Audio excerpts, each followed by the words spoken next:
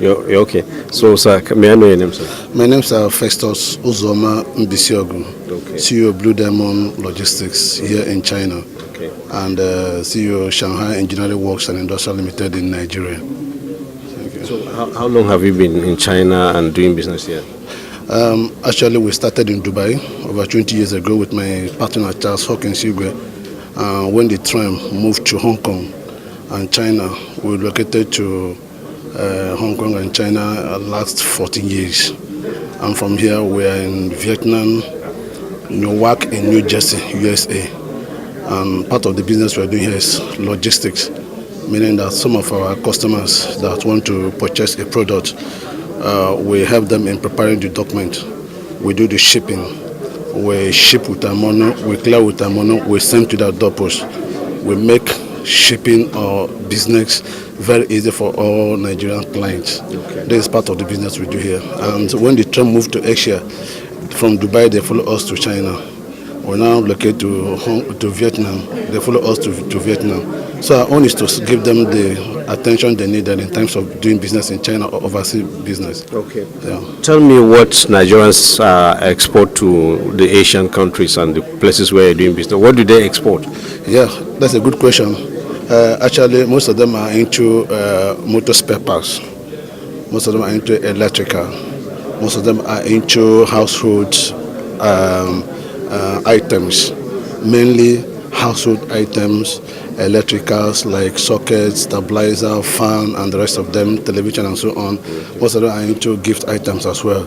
So these are the major things that they import to Nigeria. Yeah, even furniture as well. Okay. And it's a bit discouraging because I know that we're supposed to fill in the gap, and that is more reason why I decided to site my factory in Nigeria, just to bridge the gap.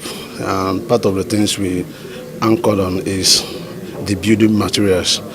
I want to see where I can bridge the gap because the rate of importation from China to Nigerian building material is on the high side. On my side, over 100 containers a month goes into our port in Lagos.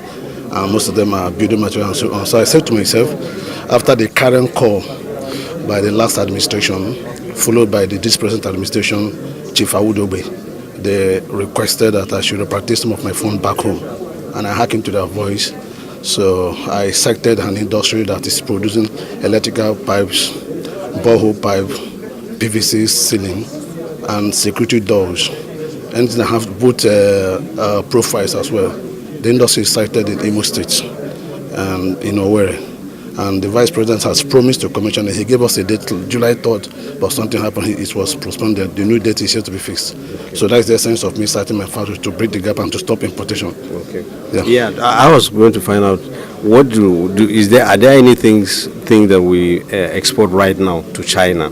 What do Chinese buy from Nigeria, and how are Nigerians cashing into this to help in this diversification of the Nigerian economy and so on?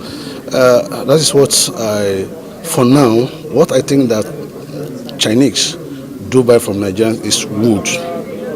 It's a business that they love buying from Nigerian customers, clients. But for me, I don't think we are balancing the trade. And that is why I'm emphasizing on our federal government giving us conducive environment for industry to drive in Nigeria. And that conducive environment have to do with steady power supply. But once there is steady power supply, the Nigerians in diaspora, so many of us have that capacity, financial muscle to start factories in Nigeria. But because of conducive environment, it's bridge the gap. Just like in my own factory, I run up to 600 liters of diesel on each generator, about 2,000 kVA, and I have 3 of them. About 22 million on monthly basis on diesel. Is discouraging.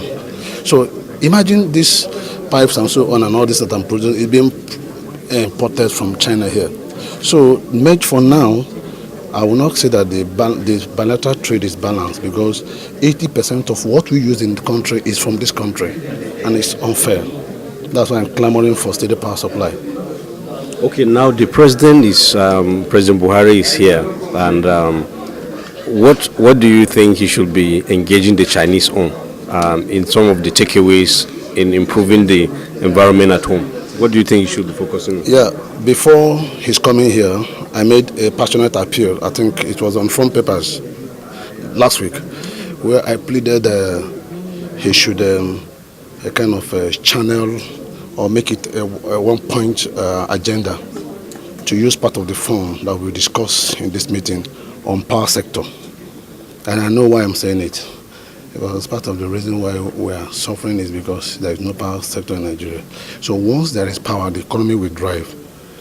About some of these goods imported from Africa will not, they will not import it. It will be manufactured in Nigeria. And knowing fully well that Nigeria is the end of Africa, some of these neighboring countries will be buying from us. So my request from him is to discuss more of on power sector, get potential investors on power sector, and let the power sector drive in Nigeria. Secondly, let them concentrate on a kind of 80% of the job being executed in Nigeria is being done by Chinese. For me, I'm not too comfortable with that. Let there be a transfer of skill, transfer of technology to our country, Nigeria, whereby industries will drive, our people will be trained, Chinese will train them and go back. These are things I'm clamoring. So he should talk of industry, steady power supply, and use that fund to create wealth in Nigeria. Okay. Well, my final question is, what is the perception of Chinese about Nigerians? You have been doing business in this environment for some time, and so how do Chinese perceive Nigerians? Do they like Nigerians? Because there's this thing that is bandied around that Nigerians are this, Nigerians are that, negatively around the world. How does it play out in China?